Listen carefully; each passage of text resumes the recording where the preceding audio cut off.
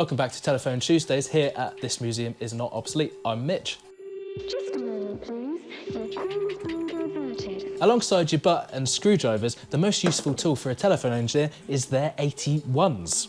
Just like the butt, this is not their official name, but everybody calls them 81s. There were some long-nosed pliers in the 1917 GPO stores catalogue listed as tools instrument number 81, and before that in 1900 some similar ones listed as tools number 81 in the National Telephone Company stores. I've heard rumours that the name dates back even further than that they were originally called AT1s, as in the letters A and T, standing for apparatus terminating, but I don't know if it's true.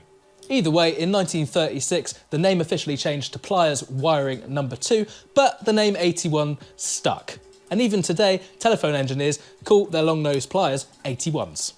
We're in the process of rewiring the exchange at the moment, and I can tell you I've learned through experience why these are so useful. Because they're 3 tools in one, so you're not picking up and putting down loads of tools at the time. So down here, they've got a cutter, and then you can strip the wire, and then you can use the pliers to twist it around a terminal post.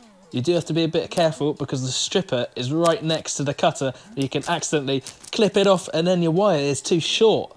For that reason, the older 81s didn't have a cutter on them, and there was quite a fight to get them included in the stores. All of the outside contractors had them, and after a load of complaining, the bosses relented and added them as pliers wiring number 5. And there were ones with a thinner nose, so you could reach into the exchange without accidentally electrocuting yourself or hanging up someone's phone call. Thanks for joining me for another riveting episode of Telephone Tuesdays here at This Museum Is Not Obsolete. If you want to support the museum, you can check out the Patreon link below. I've been Mitch. I will see you next Tuesday.